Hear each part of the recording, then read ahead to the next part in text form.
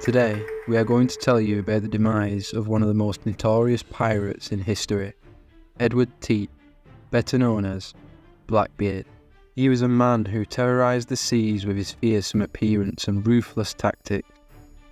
He was a master of deception and intimidation, who often lit fuses in his beard and hat to create a smoky aura around him. He was a legend among his fellow pirates and a nightmare for his enemies. But how did he become such a formidable figure, and how did he meet his end?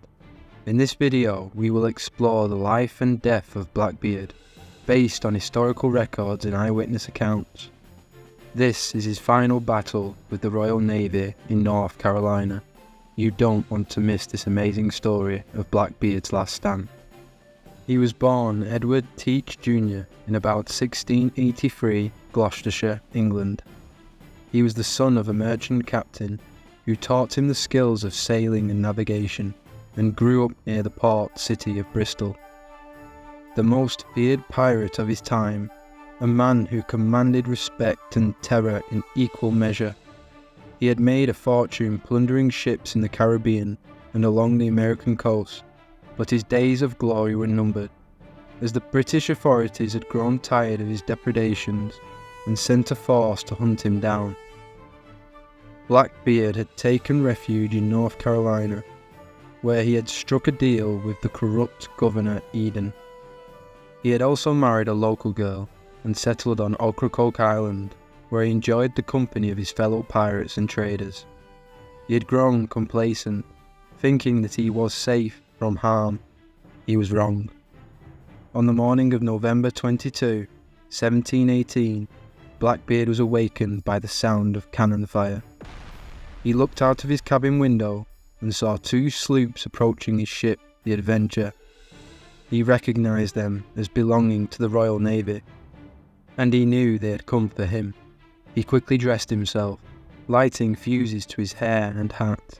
He grabbed his pistols, cutlass and musket, and ran to the deck. He saw that his crew was outnumbered and outgunned by the enemy. The sloops had no cannons, but they had more men and muskets.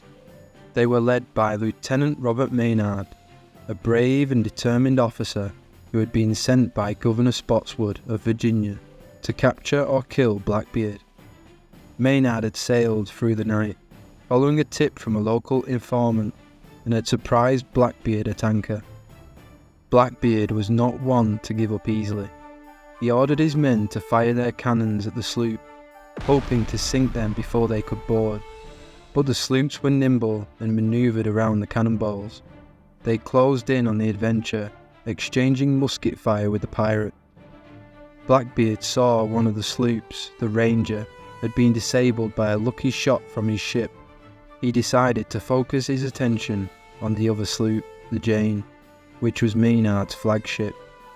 He shouted to his men to follow him, and he leaped onto Jane's deck. He was met by a hail of bullets and blades from Maynard's men, but he shrugged them off as if they were nothing.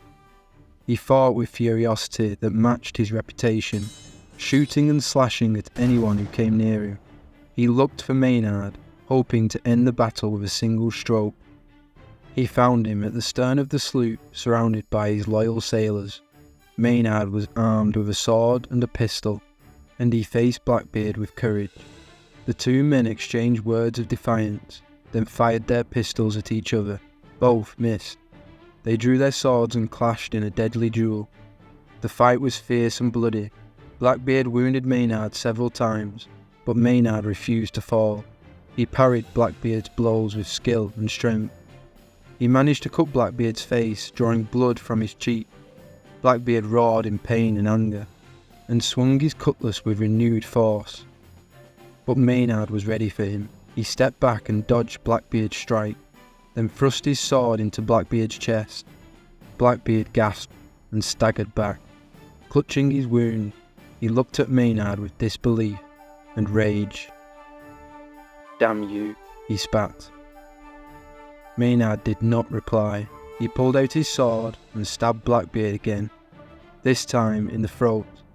Blackbeard fell to his knees, blood gushing from his mouth.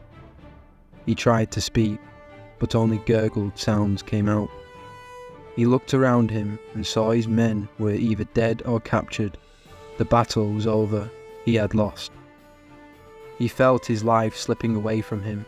He closed his eyes and saw flashes of his past.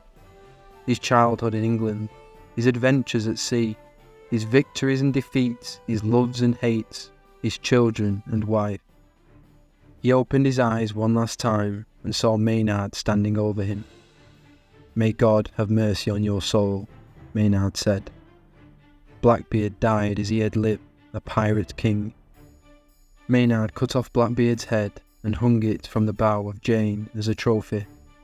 He also took Queen Anne's Revenge and Adventure as prizes. Along with their cargo and weapons, he sailed back to Virginia with his spoils, where he received the hero's welcome from Spotswood and the colonists. He also received the reward for Blackbeard's head, 100 pounds of gold. He shared it amongst his men, who had fought bravely by his side. He also kept a souvenir from the battle, one of Blackbeard's pistols, which he had later given to his son. Blackbeard's death marked the end of an era. He was one of the last and greatest pirates of the golden age of piracy. His legend lived on in books, songs, movies and games. He became a symbol of freedom, adventure and rebellion for generations to come. But he also left behind a legacy of violence, greed and terror that haunted the seas for years after his demise. He was Edward Teach, better known as Blackbeard. Blackbeard, the most notorious pirate of his time. We hope you learned something new and interesting about his life and death. If you liked this video, please give it a thumbs up and subscribe to our channel for more true tales. Until next time.